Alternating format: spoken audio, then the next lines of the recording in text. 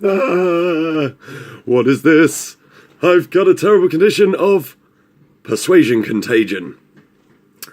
A ludicrous visual clue or trigger. Something contagious. I got something contagious on my face, but it's more about an idea and the contagious nature of good ideas. So, Jonah Berger wrote a book called Contagious, Why Things Catch On.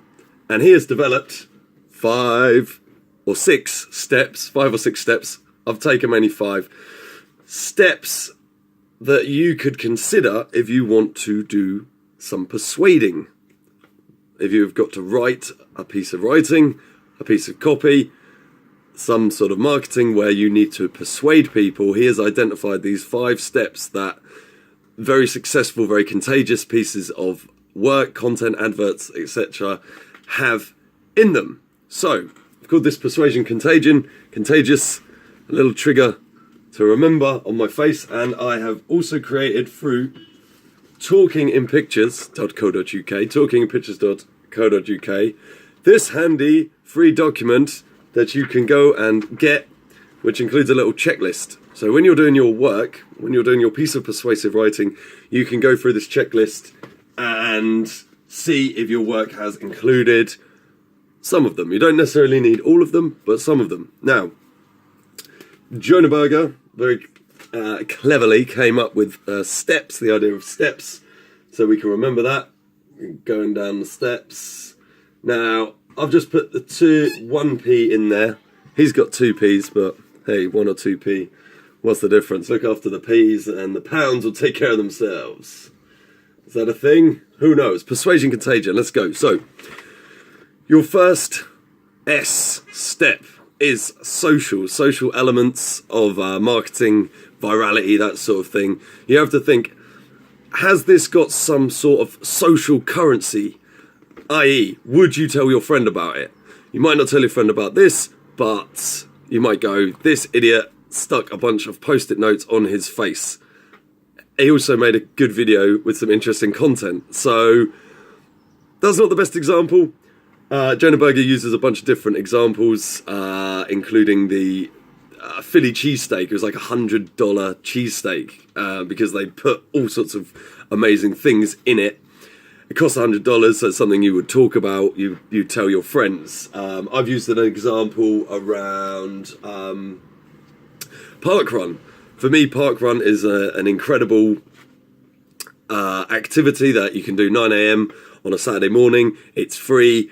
It encourages exercise. It builds up social community. So I tell people about that all the time.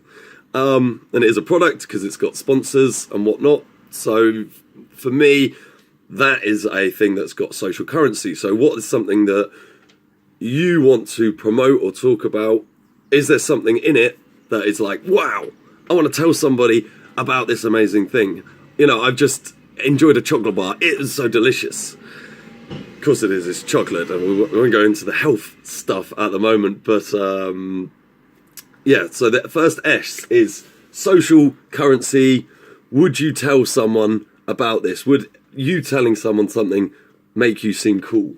So, social currency. Has the thing you are writing about, has it got an element of social currency? Something really outstanding, something cool that would make you and your friends talk about it, share it on Instagram, Twitter, Facebook, social media, all that stuff. Okay, T for trigger. I mentioned a couple of times earlier, you might have remembered.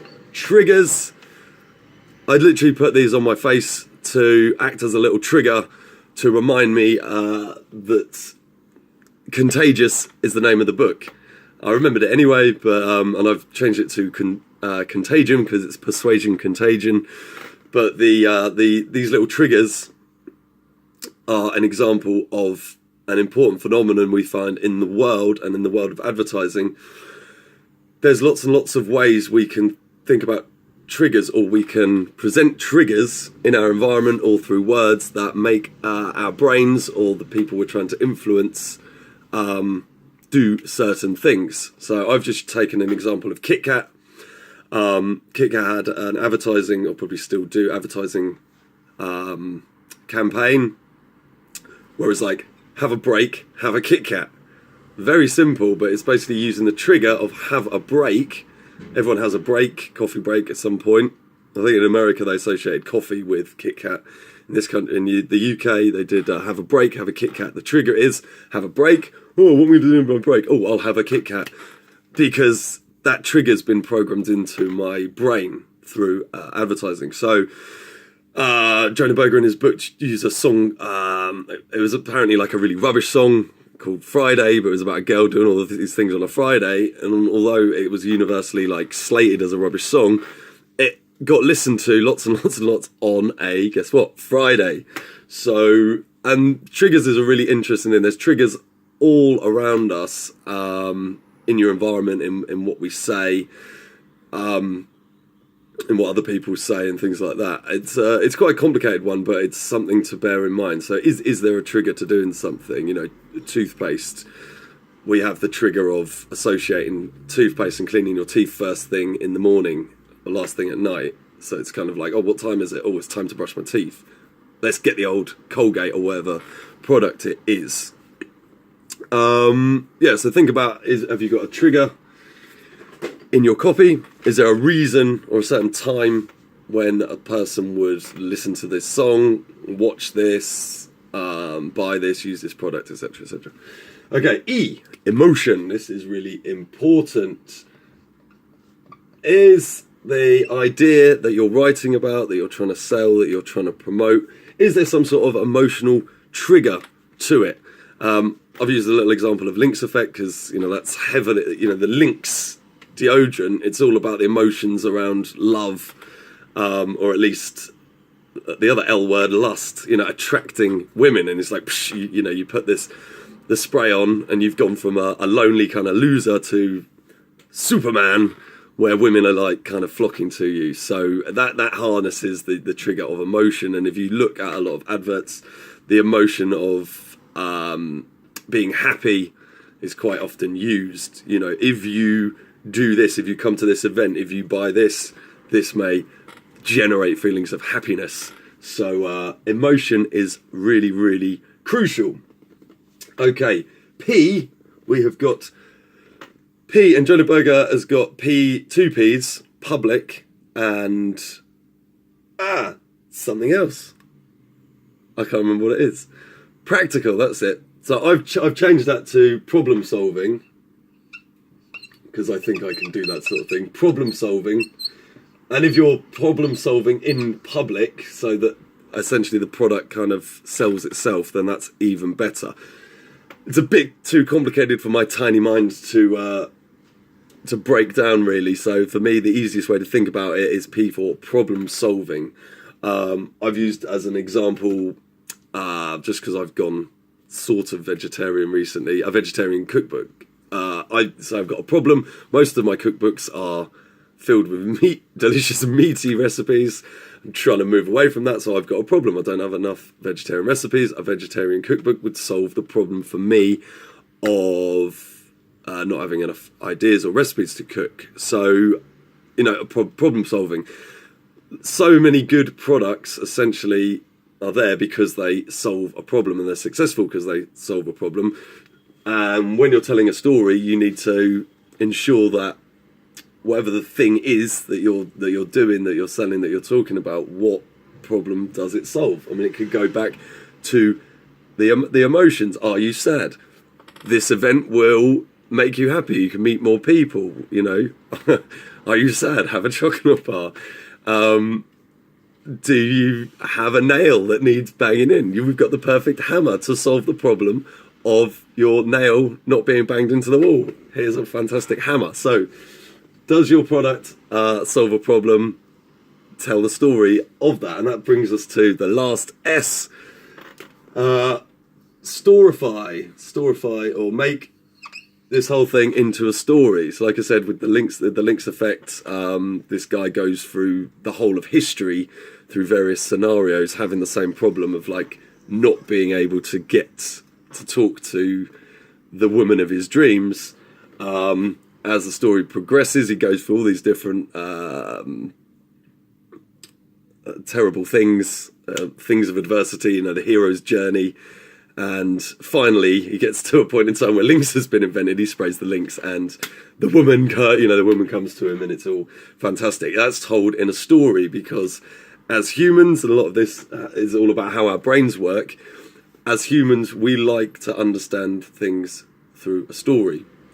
So I haven't really told a story here, or have I? I don't know. We started off with, I've got this problem on my face. It's not really a problem. But if I did have a problem, it was to do with marketing. But Jonah Berger's written this amazing book, which I recommend you get.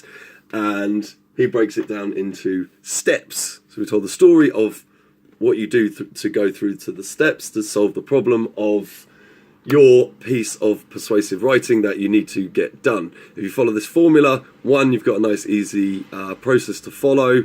2, it's quite interesting, I find, because like I say, it's all about how our brains work, and once you're thinking about how other people's brains work, you reflect on your own brain, and go through that process is very interesting, I find. So that brings us to the end step. So social currency, the trigger, environmental trigger, which is where you provide a trigger to make people associate this cue or trigger with your product. Link it to emotion. How do you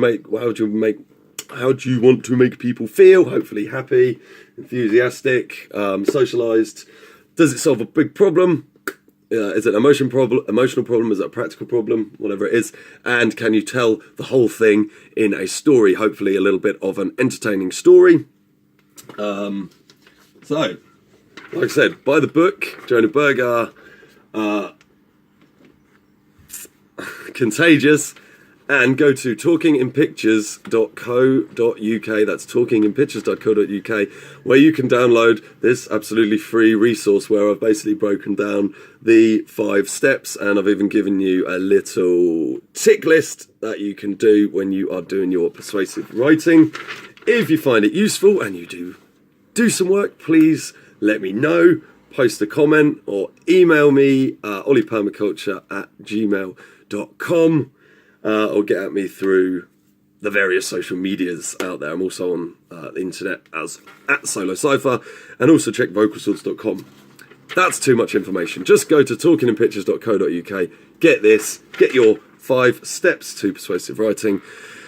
I've been waffling away, so I'm going to go and take my medicine and get rid of this horrendous, contagious disease that I've developed, courtesy of Post-it notes.